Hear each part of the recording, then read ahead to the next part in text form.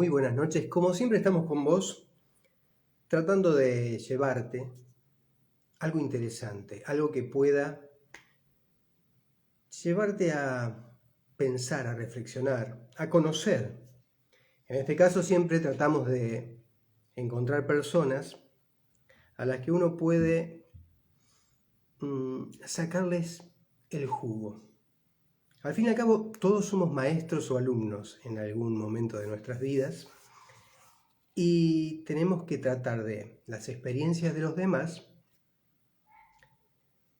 poder utilizarlas para nosotros. En este caso, tenemos la oportunidad de hablar con un gran periodista, un periodista de años, un periodista con un montón de aristas como para conocer, un periodista con libros editados, con un trabajo muy importante. Y en unos minutos más va a estar hablando con nosotros el señor Nicolás Casanseu.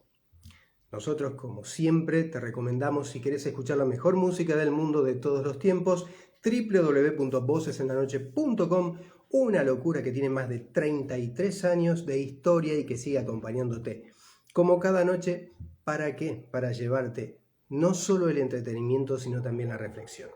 Vamos a ver si ya podemos comunicarnos con el señor. Si hacemos contacto, esperemos que la santa conectividad esté de nuestro lado y podamos tener una charla sin cortes, que podamos llegar a ver si ya podemos transmitir con Nicolás.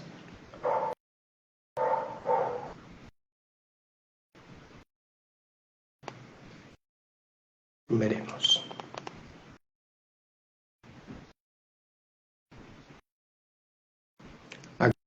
Acordate, www.vocesenlanoche.com, radio online, con la mejor música del mundo de todos los tiempos. Para la semana que viene tenemos una sorpresa también, una persona de la cual podemos aprender, y un montón. Por supuesto, siempre te espero conmigo. A ver, intento. Vamos a intentar hacerlo de otra manera.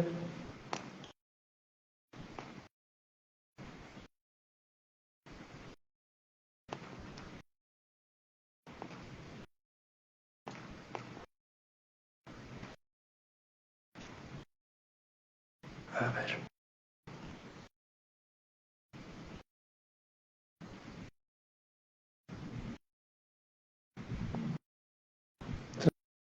Transmitir. A ver si ahora sí se puede dar la conexión.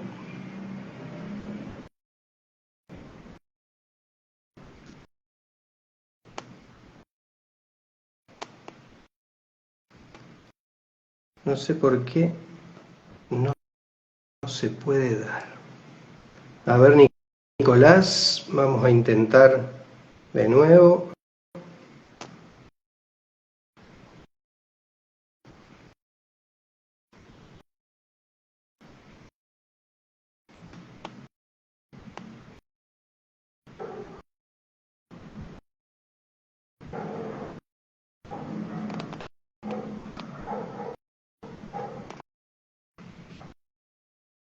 Esperemos que se solucione pronto.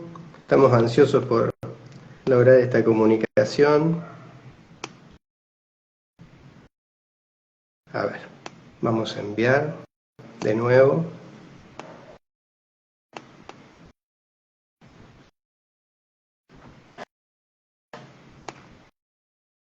Ahí lo invité. Yo a ver si de este modo se puede dar.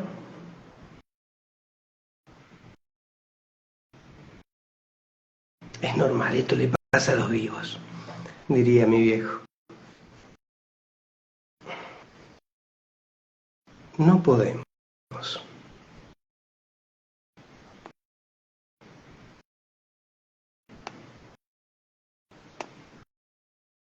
A ver ahora.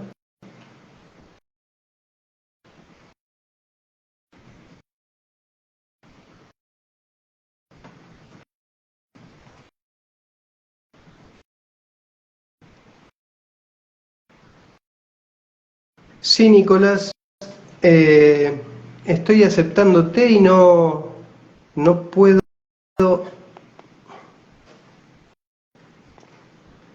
A ver, envía la solicitud de nuevo, Nicolás, o si no, te la envío yo de nuevo. Vamos a ver si podemos entrar. Ahí me envió de nuevo la solicitud. Vamos a ver si podemos transmitir con Nicolás. A ver, ahí ya acepté. Veremos si podemos.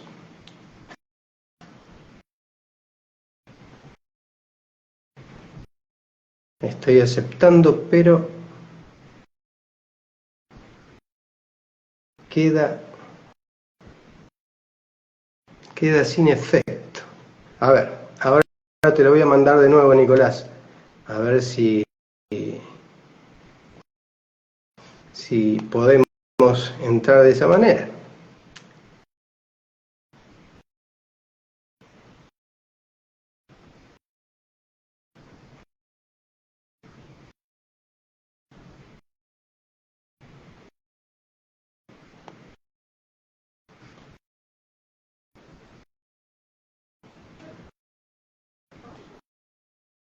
Ahí vamos. A invitar de nuevo. Ahí te invité. Aceptámela y vemos si al revés se da la conexión.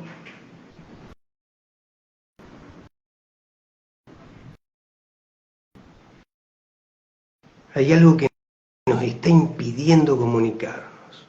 ¿Qué será?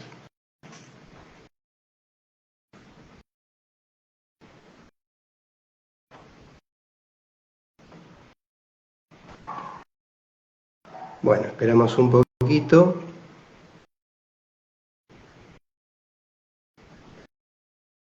No pudimos, va de nuevo. Te invito de nuevo. Acá me dice que no podés unirte. Vamos a ver ahora. Sí. Bueno, Hola, finalmente. Nicolás. Buenas noches. ¿Costó? Costó, pero entró. Bueno, ¿cómo estás, Nicolás? Muy bien, gracias. Un gustazo conocerte. Un gustazo conocerte.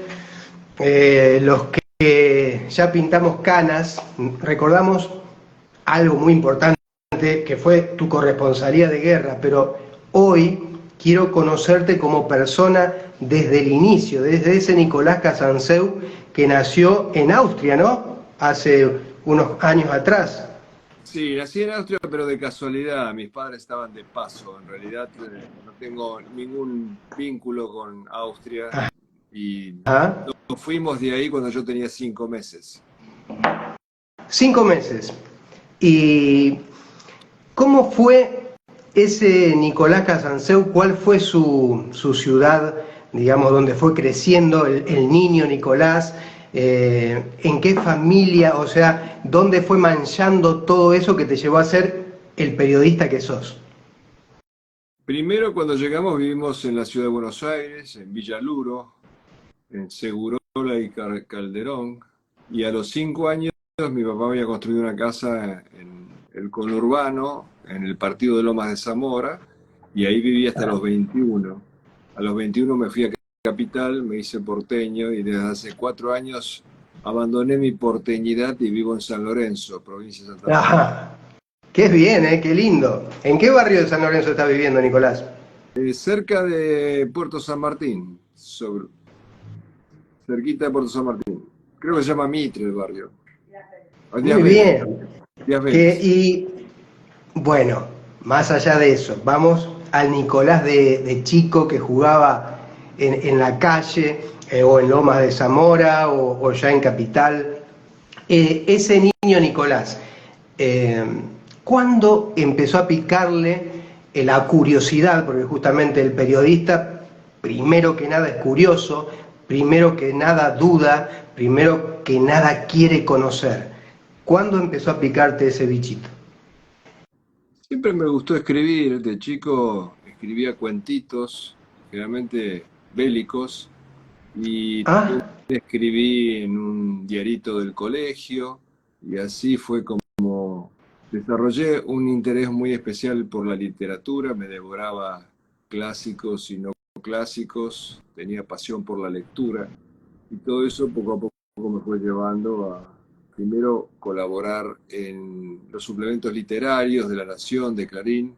Después trabajé en la revista Siete Días como colaborador, como redactor, y en el año 78 ya ingresé en la televisión.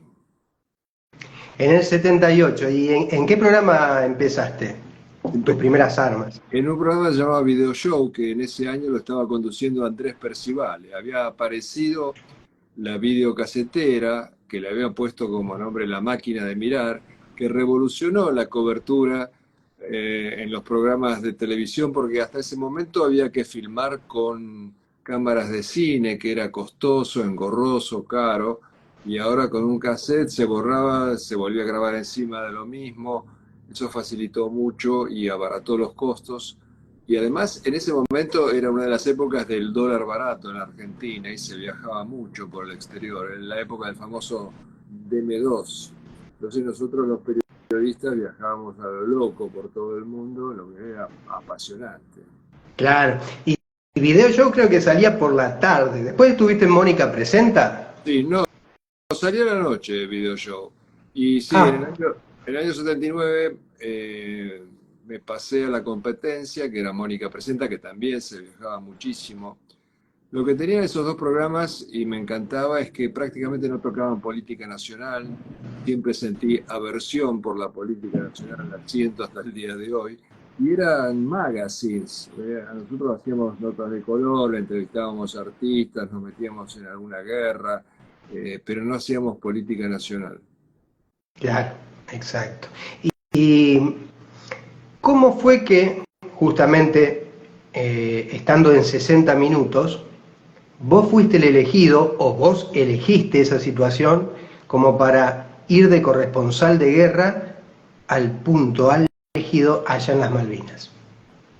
De alguna manera fui elegido y yo lo elegí porque yo ni siquiera estaba en Canal 7 cuando el 2 de abril recuperamos Malvinas. Ese 2 de abril yo recién tenía que volver a Canal 7 para grabar mi promo de reingreso al noticiero. Yo me había ido, estaba en Canal 11 y días antes me ofrecen volver con buenas condiciones. Yo no sospechaba nada. Así que Mm. el día 2 de abril me entero por Víctor Sueiro, mi amigo, que me llama y estábamos enfervorizados los dos de alegría, pero yo al mismo tiempo me quería matar porque yo me lo había perdido, estaba en mi casa. Entonces voy de traje y corbata para grabar mi promo y le pregunto a la productora a quién mandaste y me dice, no mandé a nadie todavía. Y digo, mandame a mí. Ah, bueno, andá, me dijo. Claro, ahí me di cuenta que lo tenía fríamente calculado. Sabía que Claro. me gustaba ese tipo de coberturas, que yo había cubierto algunas guerras en Centroamérica, hablaba inglés. Entonces ahí de traje y corbata me fui directamente para Comodoro Rivadavia, el mismo 2 de abril. Bueno, por supuesto, después de eso tendrás miles de anécdotas como para contar, miles de vivencias. Tenés libros editados acerca de eso. ¿Cuáles son esos libros? Yo tengo tres libros dedicados a Malvinas. Uno es fundamental, el que escribí, porque al volver me entero que el 90 o el 95% de mi material no solo no fue mostrado, sino que fue destruido por la censura. Entonces quise de alguna manera resarcir eso que yo no había podido mostrar, a mi pesar, con un libro. Se llama Malvinas, Sangre y Fuego, es mi libro, digamos, fundamental. Después, durante 25 años, tuve en una caja de cartón las fotos que yo había sacado de la vida cotidiana de los soldados en las islas y decidí publicarlo con historias breves, adosadas a cada una de las fotos. Y pensé que ya con esos dos libros estaba cubierto el tema, pero siguen brotando, apareciendo fotos que en realidad son historias muy bravías, de mucho amor al prójimo, muy potentes, que han sido escondidas, ignoradas por este fenómeno de censura que hay en torno a la guerra de Malvinas hasta el día de hoy. Y se escribió como solo un nuevo libro que se llama La Malviníada, que son el subtítulo lo dice, Historias ocultadas de amor y bravura de la Guerra de Malvinas. Tengo además libros sobre otros temas. Justamente hablando de eso, hablando del querer ocultar algo que justamente sucedió y es parte muy importante de nuestra realidad, sucedió. Vos estuviste ahí y después habrás vivido también el, al haber sido parte de eso, tratar de taparte. Sí, a mí también trataron de esconderme como quisieron esconder y escondieron a los soldados de Malvinas. O sea que cuando volvieron ellos que esperaban una palmada en el hombro, el desfile de bienvenida, los ocultaron, los mandaron a su casa escondidos con colectivos o trenes que tenían tapeadas las ventanas para que nadie los vea. Era más difícil esconderme a mí porque yo era conocido, Claro. entonces primero me dejaron sin trabajo, me hicieron una opereta de desprestigio, los servicios de inteligencia, y después la desmalvinización, o sea, el ocultamiento siguió con el gobierno del presidente Alfonsín, y eso hizo muy dura la vida de todos los que estuvimos ahí, tanto soldados como, bueno, en mi caso, como civil. Si vos haces una encuesta entre los soldados, te van a decir la mayoría fue más dura la posguerra que la guerra, por ese abandono, ese destrato. Se considera que toda persona que estuvo en una guerra tiene en mayor o menor grado síndrome de estrés postraumático, con lo cual cuando vuelve de la guerra hay que contenerlo. Bueno, acá se hizo todo lo contrario, los Sí. ningunearon, los escondieron, no les dieron apoyo ni médico, ni psiquiátrico, ni psicológico, no se les daba trabajo, y es el motivo por el cual hubo tantos suicidios de combatientes en la posguerra. Por supuesto. Y justamente en eso te quería decir, lo difícil que habrá sido para vos ese ninguneo, ese ocultamiento, cómo hiciste para subsistir, primero. Segundo, eh, la importancia de la memoria, la importancia del recordar, la importancia de la historia en todo esto, del no querer tapar las cosas. Hoy también estamos viviendo un poquito eso y también es importante todo eso. Vos arrancaste como periodista en los años 70, me dijiste. Sí. Eh, me dijiste que en ese momento no te metías, o sea, todas las notas de color hacías, pero nada de política nacional. Siempre ¿Mm? me dio asco la política nacional. Bien, perfecto. Eh, Después, justamente lo que estábamos hablando, después que volviste, posguerra, el gobierno militar que ya se iba, la democracia, ¿cómo transitaste esos momentos? ¿Cómo, para mí, fuiste un soldado de guerra más, alguien que estaba documentando todo lo que sucedía? ¿Cómo viviste esos momentos? Fue muy duro porque hubo una convergencia perversa de dos ocultamientos. Los militares del proceso, de la Junta Militar, querían esconder las miserias de la guerra y los gobiernos civiles posteriores trataron de esconder las grandezas. ¿Cuáles son las grandezas? Los hechos heroicos de nuestros combatientes, porque después de la caída del régimen militar, de lo que se trataba era demonizar a las Fuerzas Armadas en un todo, como si no hubieran ni réprobos ni elegidos, mezclar la paja y el trigo, todo junto, todo era demonizado. Entonces, en esa volteada, por supuesto, caí yo, y fue muy duro porque cuando vos estás prohibido por el poder, sos una especie de leproso, se aparta todo el mundo. Yo pensé que con el retorno a la democracia iba a poder trabajar de nuevo, y es más, el nuevo director de Canal 7 ATC, Miguel Ángel Merellano, un famoso locutor de la época, me convocó a trabajar una vez que ganara las elecciones Alfonsín. Y ese día que yo tenía que empezar a trabajar, salió una noticia en el diario Clarín, me llama este hombre y me dice, mira, te prohibieron. Mejor no patalees porque yo fui prohibido, es peor si pataleas. Yo por supuesto pataleé, pregunté quién le había dado la orden, eran los secretarios de Cultura, Carlos Gorostiza y Marcos Aguinis, para mayor vergüenza, dos escritores. Sí, Los fui a ver, y la respuesta fue, ¿y qué importa si el de la orden fue Trócoli o Alfonsín, nosotros estamos de acuerdo. Y después, años más tarde, me enteré que fue una orden expresa de Alfonsín.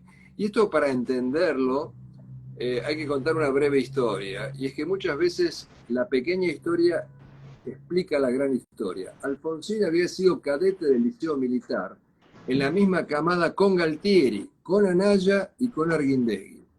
Y aparentemente Galtieri era el que lo molestaba, le hacía bullying, hablando en términos actuales, y Arguindegui, el general Arguindegui, posteriormente era el que lo defendía. Y esa relación de amor-odio siguió toda la vida. Entonces todo lo que hubiera hecho Galtieri era odiado por Alfonsín.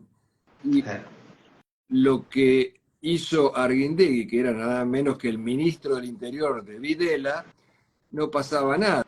Fueron metidos presos todos los generales menos Arguindegui porque era amigo personal de Alfonsín. Alfonsín prohibió conmemorar el 2 de abril. Alfonsín ordenó que sacaran los restos del primer héroe, del general Giaquino, y que los tiraran en un lugar inmundo, en un lugar espantoso de un cementerio de Mar del Plata. Y Alfonsín, entre otras cosas, también me prohibió a mí, específicamente a mí, según me dijo este escritor Carlos Gorostiza, junto con el escritor Marcos Aguirre, yo no tenía derecho a trabajar por haber sido la cara de Malvinas. Fíjate vos, bueno, esto que vos decís es muy importante. Es muy importante saber la historia, saber esas caras ocultas, saber que detrás de una fachada hay un montón de cosas que fueron sucediendo. Y es importante en todo momento tener la historia completa. La historia completa de los 70, la historia completa de la gesta de Malvinas, la historia completa en todo lo que suceda, para que después nuestro raciocinio sea capaz de reflexionar y no volver a cometer los mismos errores. ¿Cómo puedo yo saber qué hacer si me olvido de una parte intencionalmente de lo de atrás? Nicolás, bueno, estuviste prohibido en ese momento. El mango, ¿cómo te lo ganaste? Y es muy difícil. De repente deja de sonar el teléfono, vos pensás que el teléfono está descompuesto, no te invita a nadie, no te llama a nadie. Y cuando vos te vas a ofrecer, te dicen, no, este puesto te queda demasiado grande. No, no importa, yo lo agarro igual. No. Y vos tenés 4 hijos y la pasás emocionalmente muy preocupado. Yo conseguí trabajo temporal con Cablevisión.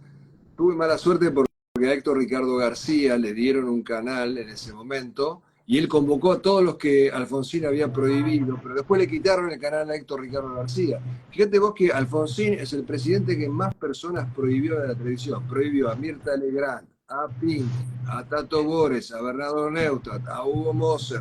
Y con todos esos, García armó un canal, TV12. Claro. No, por una cuestión legal se lo quitaron. Trabajé en ámbito financiero, haciendo una columna de empresas, que no es lo mismo, pero bueno, agradezco la oportunidad. Pero me costaba muchísimo estabilizarme laboralmente. Y hasta que en el año 90, yo no me quería ir del país, pero en el año 90, con 4 hijos, dificultades para trabajar, a la tercera oferta que me hicieron de la televisión hispanoparlante de Miami, me fui para allá. Y me fue muy bien afuera. Por supuesto que hubiera preferido hacer mi carrera en mi país. Claro, perfecto. ¿Y cuándo volviste o cuándo viste la posibilidad del retorno? Yo volví, la primera vez volví en el año 95, porque extrañaba y se me presentó la oportunidad de volver a trabajar en Canal 7. Pero ¿qué pasaba? Canal 7, manejado por Gerardo Sofovich, parece que la plata no iba destinada exactamente al canal. Entonces te pagaban una quincena cada 2 meses, con suerte, después de llevarle confites de mazapán a la secretaria de Sofovich para que te saque un cheque.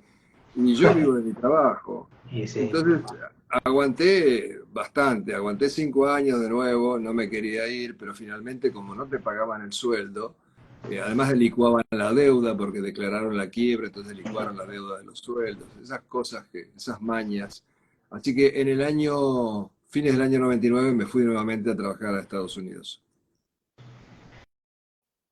En el 99 me decís. ¿Y la vuelta de esa segunda parte del exterior? Y eso ya fue cuando me jubilé y decidí volver porque además mis 4 hijos se habían desparramado por todo Estados Unidos, porque es un mercado laboral enorme y de repente un hijo se te iba, por ejemplo, vivíamos todos en Miami y se te iba a trabajar a San Francisco. Son 6 horas de Claro, vuelo. ¿Cuántas veces por año lo vas a ver? 1 o 2 veces por año.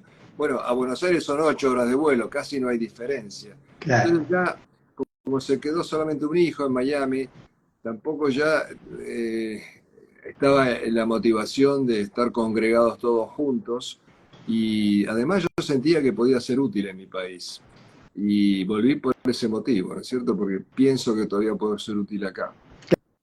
Claro que sí, cómo no. Un periodista con tu experiencia, con tus vivencias, porque no es solo experiencia en tu trabajo, sino lo que viviste ahí. Vos me dijiste actos heroicos.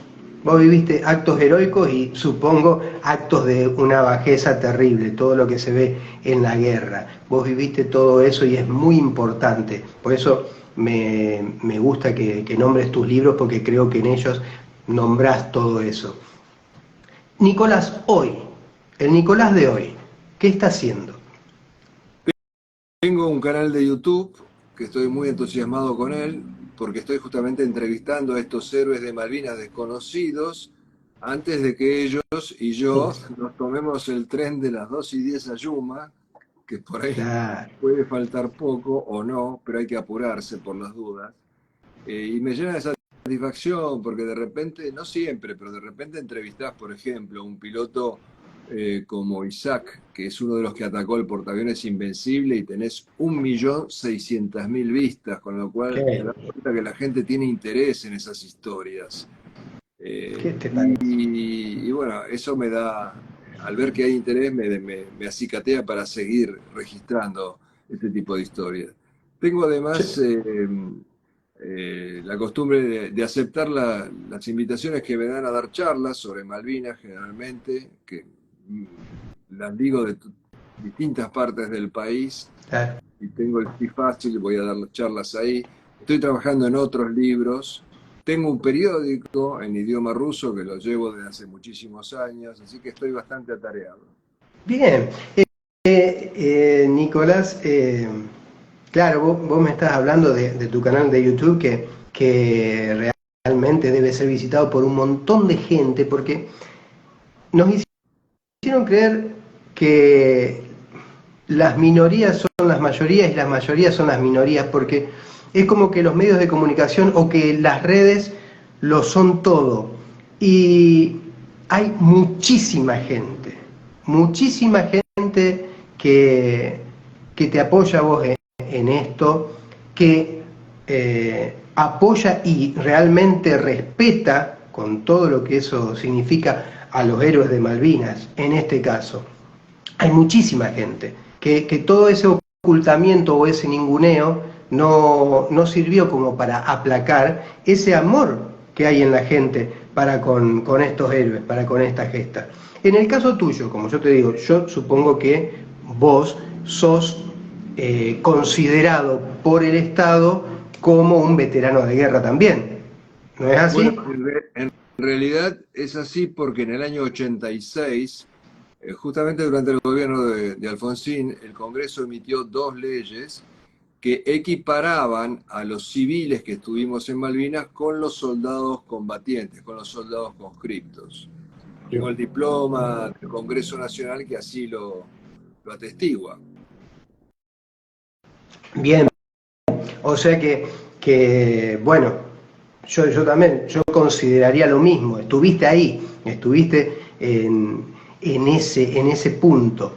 Eh, si tuvieras que elegir hoy una anécdota de esos heroicismos que vos viviste, ¿cuál me contarías?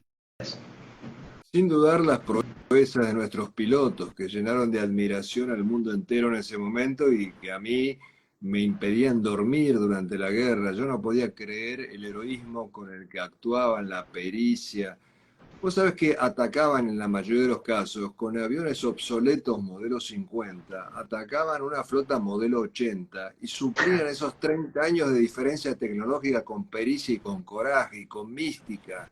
el mundo entero abrió la boca en admiración, no lo podían creer. El mundo decía, son suicidas, son kamikazes, atacan drogados. Y una vez a Pablo Carballo, uno de estos halcones, uno de los héroes de Malvinas, le dije, che, Pablo, dicen que ustedes atacaban drogados. Y sacó el rosario así del pecho y dijo, sí, esta era nuestra droga. Eran Mirá, fervientes creyentes, mirá. sabían que la vida no termina con la muerte y entonces no había nada más peligroso que un piloto argentino recién confesado. Qué lindo eso que decís. Claro, si tenemos, que yo recuerde de esa época, Ardiles, Yukik, por ejemplo, nombres de pilotos que, por supuesto, participaron de todos esos heroísmos con lo poco que teníamos. Y como los pilotos habrán sido, los pibes que estaban ahí también habrán estado con lo poco que tenían, como conocemos algunas de esas anécdotas, con lo poco que tenían hicieron mucho daño a las tropas inglesas. Cosa que no fue reconocida y todo lo contrario, se los estigmatizó con el mote este de chicos de la guerra, implicando que solamente eran dignos de lástima, cuando en realidad hasta los mismos ingleses reconocen que pelearon como leones, por ejemplo en la batalla de Darwin. Hay historias que deberían ser conocidas y que las ignora el país, que si las conociera va a desaparecer este mito de los pobres chicos de la guerra, como la historia de Oscar Ledesma, de 18 años, que en un mano a mano abate al jefe de los paracaidistas ingleses, por ejemplo, y tantas otras. Sí, fíjate vos que hasta se rumoraba que en esa época sí, si los argentinos hubieran podido aguantar unos pocos días más, ya las tropas inglesas eh, no iban a poder soportar el frío y las penurias de la isla. O sea, no fue algo que vinieron y reventaron todo fácilmente, no fue así. Y es Eso lo bueno que lo dicen digan. los propios jefes militares ingleses. El Claro, jefe de la flota inglesa, el almirante Woodward, que llevaba un diario durante la guerra, en varias ocasiones dice, eh, ¿quién está ganando? Nosotros seguro que no. Y en otra ocasión, en ese diario dice, me quedan 3 buques en capacidad de combatir. Y el 13 de junio, después de enumerar todas las bajas que le causó la aviación argentina, escribe esta frase: si los argentinos pudieran soplarnos, nos caemos. 13 de junio, día en que claro, Menéndez decide la rendición sin haber nunca peleado realmente, porque la guerra no la perdimos por los soldados de 18 años, la perdimos por los generales y almirantes de 50 que nunca se jugaron. Y lo mismo los jefes militares terrestres británicos dicen que esperaban con temor el contraataque argentino, que nunca tuvo lugar por culpa de los generales. Con temor, ¿por qué? Porque no tenían pertrechos para seguir con la claro. guerra. Claro, claro. Eso se decía, está sabido, que eran pocos días, fue un mal manejo de parte de lo que vos decís, de los mandos altos, porque coraje sobraba, aunque faltaba a lo mejor material, aunque faltaban un montón de cosas, el coraje sobraba y eso no nos tenemos que olvidar jamás. Y es importante lo que vos hacés, que es tratar de todas esas historias, llevarlas a la gente entonces en tu canal de YouTube, para invitar a la gente, a todos aquellos que quieran que te visiten. Más allá de eso, eh, volvamos al Nicolás Casanseu fuera de la guerra, el Nicolás Casanseu persona. Nicolás, este es un programa que comenzó como programa de música. ¿Qué intérprete o qué músico fue tu referente desde niño y adolescente, digamos? ¿Quién sigue hasta hoy? Bueno, de adolescentes, nosotros los del barrio ahí de Lomas de Zamora, Lavallol, Monte Grande, íbamos a bailar a lugares como, había un lugar que se llamaba La Puebla en Temperley, había un lugar que se llamaba Moulin Rouge en Lomas de Zamora, Mi Club en Banfield, y ahí estaba el escenario y cantaba Sandro, cantaba Palito Ortega, Johnny Tedesco, Juan Ramón, todas las estrellas de aquella época, a metros de donde nosotros estábamos bailando. Esos eran los ídolos de la adolescencia, de los pibes de barrio. Volvamos un poquito entonces al Nicolás Casanseu, periodista. Me dijiste que no te gusta, que te da asco la política nacional. Pero ahora, habiendo una candidata como Victoria Villarruel, que reivindica un poco, no un poco, reivindica a todo lo que sea gesta de Malvinas, en este caso, reivindica un poco todo la historia completa de los 70. ¿Qué pensás en este caso de esta candidata a vicepresidenta?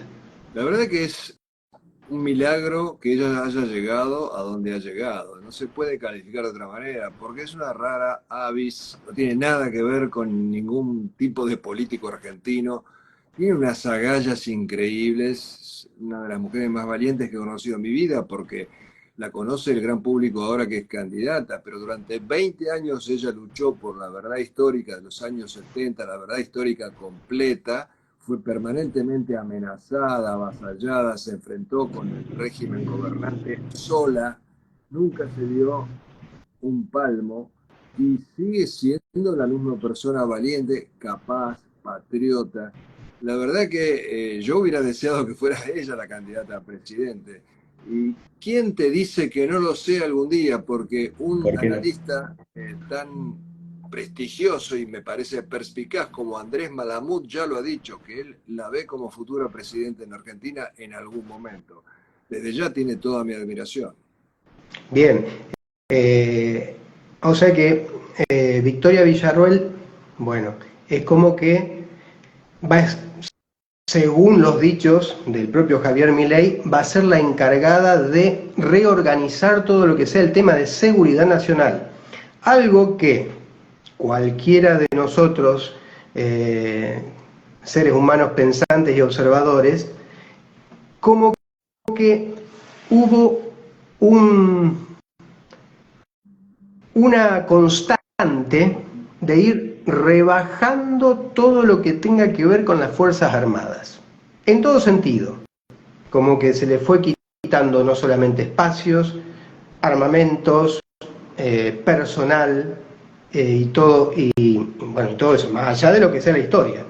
Hoy esas Fuerzas Armadas están devastadas y nosotros, ¿cómo podemos pretender tener seguridad nacional si no tenemos mínimamente un cuerpo? ¿Eso no te da esperanzas de algo, que ella sea la encargada de eso? Sí, por supuesto, te reitero, es un milagro que Milei le haya traccionado como diputada. Es otro milagro que le haya traccionado a ser candidata a vicepresidente. Y es otro milagro, aún mayor, que haya dicho que ella se va a ocupar no solo de seguridad, sino de defensa. Ella Exacto. manejando seguridad y defensa es lo que cualquier patriota podría haber soñado. Es la hija de un comando de Malvinas, tiene las agallas del padre, tiene los valores del padre, no va a ceder ni un tranco de pollo ante ninguna Eso. amenaza y va a trabajar para el país, no para ella. Yo la conozco personalmente, tengo el gusto de conocerla personalmente. Es una persona que no busca su interés personal, busca salvar al país y el país necesita ser salvado. ¿Y qué mejor que ella para intentar hacerlo? Hoy por hoy sí, hoy por hoy estoy con vos, que el país necesita ser salvado, estamos en un pozo. Está bien que muchos dicen que estamos acostumbrados a estar en lugares bajos, pero creo que el pozo al que hoy llegamos eh, tiene solamente una única forma de salir, y es saltando. Estamos muy bajos, en todo sentido. Y bueno, es importante esto que vos decís, como bueno, como un periodista y observador de la realidad. Periodista y observador de la realidad. Hoy, 2023, ¿qué futuro nos avisora? ¿Qué futuro estás viendo más allá de octubre? Va a ser un futuro muy difícil porque el país está en vías de disolución, la economía está explotada, los valores han desaparecido. va a hacer falta de nuevo un milagro de Dios para que nosotros con la mínima cantidad de sufrimiento podamos reemprender el camino. Pero en algún momento hay que hacerlo o empezar a hacerlo. Yo ruego a Dios que los argentinos se den cuenta de que de esta manera no, y hay que aguantarse lo que venga para poder tener futuro. Mirá que hay países que han desaparecido del mapa. Si uno mira el mapa de, no sé, 30, 40 años atrás, ya hay países que no existen más. No está garantizada la supervivencia de la Argentina como nación si no se pone las pilas. Un país sin fuerzas armadas es un país sin poder de disuasión, repleto de riquezas petrolíferas, acuíferas, territoriales, alimenticias que están faltando en el resto del mundo, y cuando las vengan a buscar acá, no vamos a tener las Fuerzas Armadas para decir no se metan con nosotros, miren lo que tenemos atrás. Nos hemos olvidado los argentinos, esa famosa frase de los romanos, si vis pacem para bellum, si quieres la paz, prepárate para la guerra, no para ir a ella, sino para tener poder de disuasión. Disuasión. Esto es Exacto. fundamental, fundamental. Y bueno, espero que una vez más Victoria Villarroel, con el apoyo del pueblo, pueda lograr eso. El pueblo tiene que entender que si no es por la vía del patriotismo, del amor a la patria, no hay salida. Tenemos que dejarla individual y pensar en la patria. Y así nos podemos salvar todos. Individualmente, partidariamente, jamás. Nicolás, vos estuviste en Estados Unidos, tus 4 hijos están en Estados Unidos ahora. Sí, me pasó lo que le pasa, viste, a los diplomáticos que terminan su tiempo y se vuelven, pero los hijos ya tienen novia, ya tienen amigos, ya están y se quedan allí. Me pasó a decir que ya tenían armada su vida, estuve 17 años y medio trabajando allí, así que los tengo desparramados por Estados Unidos. Y me dijiste que decidiste volver justamente porque tenés algo, tenés o a lo mejor mucho que darle, mucho bien para darle a este país, que es el tuyo. Eh, hoy por hoy, hoy por hoy, Nicolás, si estuvieras de nuevo en ese punto en el que decidiste volver, no lo dudarías de nuevo, ¿no? No, para nada, por supuesto que no. Tampoco dudaría en ir a Malvinas de nuevo, a sabiendas de que iba a tener que pagar un precio caro. No, para nada. Yo agradezco a Dios haber podido estar en Malvinas, porque además tengo conciencia histórica. Yo sé que al paso de los años, Malvinas va a estar a la par del cruce de los Andes. Sí, la Argentina sigue existiendo como nación, porque Por tenemos los supuesto. equivalentes de los héroes de San Martín, de Belgrano, de la Vuelta Obligado, caminando vivos entre nosotros, lamentablemente no reconocidos todavía, pero dentro de 100 años nadie va a recordar quién fue Macri o quién fue Kirchner, y todo el mundo va a conocer los nombres de nuestros héroes porque van a estar con letras de oro en los libros de historia, van a ser nuestros Sargento Cabral, nuestros Negros Falucho del siglo XX. Dios lo quiera. Dios quiera así, Dios quiera que todos podamos despertar de este sueño en el que estamos metidos por no sé qué y podamos sí, decir esto como realidad, que se cumplan esos deseos. Nicolás, eh, ¿tenés algún libro en gateras? ¿Algo que estás escribiendo? Bueno, además de los de Malvinas, tengo uno que hice sobre la historia de la Revolución Rusa, que se llama El zar y la Revolución. Tengo otro que es un ensayo sobre el amor, porque también soy romántico, Ah, bien. aunque no parezca. Pero además, vos sabés que en la guerra hay mucho amor, amor al prójimo. Yo tengo todo un capítulo en uno de mis libros que se llama Haz la guerra y amarás. Y sí, tengo como cualquier periodista varios libros que quiero escribir, los quiero escribir todos al mismo tiempo. Vamos a ver si Dios me da vida para hacerlo, pero sí, tengo varios proyectos. Nicolás, justamente, ¿vos tenés ascendencia rusa? Sí, correcto. Yo soy ruso por Y, los cuatro costados. y por eso es que vos te llamás Nicolás y tu hermano Alejandro. Sí, son nombres muy populares en Rusia. Hasta se decía que los campesinos consideraban que San Nicolás de Bari, que en realidad es un santo del Asia Menor, sus restos están en Bari, en Italia, Sí. si vos le decías que no era ruso, te pegaban, porque lo tenían tan internalizado como santo propio que no podían admitir que no era un santo ruso. Son nombres muy tradicionales de la Rusia vieja. Claro. Eh, Pregunta que no te puedo no hacer para conocer a Nicolás Casanseu como persona. ¿De qué cuadro sos? Vos sabés que para mi vergüenza no soy de ninguno, cosa que me Ah, costaba de chico, porque no ser de un cuadro es como ser medio apátrida. Entonces, como yo me sentía como que estaba en falta con mis compañeros y mira. tenía que elegir un cuadro y no me interesaba ninguno. Elegí a Racing porque tenía los colores de la bandera. Ah, Pero en mira realidad, vos. pero en realidad eso era para que no me hincharan. Pero en realidad el fútbol como espectáculo no me entretiene para nada a menos que juegue la selección. Ahí sí soy fanático. Bien, ¿y qué deporte sí te llena? ¿O qué, bueno, aparte de la literatura, que veo que eso sí, sí te apasiona, pero qué deporte o qué otra actividad cultural te apasiona?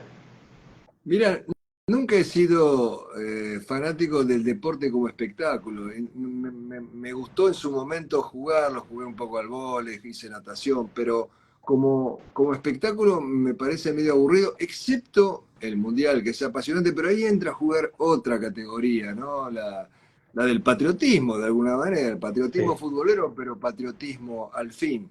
Así que por ese lado estoy en déficit. Sí he hecho cosas, pero sobre todo por la carrera, no porque a mí en lo personal me interesara. Yo por una nota soy capaz de hacer cosas que no haría jamás para mí. Por ejemplo, tirarme en parapente, ese tipo de cosas, ¿no? Mirá vos.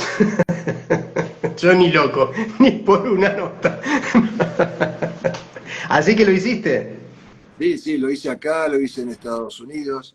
Y bueno, son experiencias que te enriquecen. También he volado en planeador, he hecho, o sea, a bordo de un planeador haciendo acrobacias, con lo cual después bajás y por poco vomitás hasta el hígado. He tenido el honor de volar en un Mirage, en un avión supersónico, ese tipo de experiencias. Si voy a un parque de diversiones y mis hijos no me lo piden, no me subo a una montaña rusa, pero por una nota me subo a cualquier lado.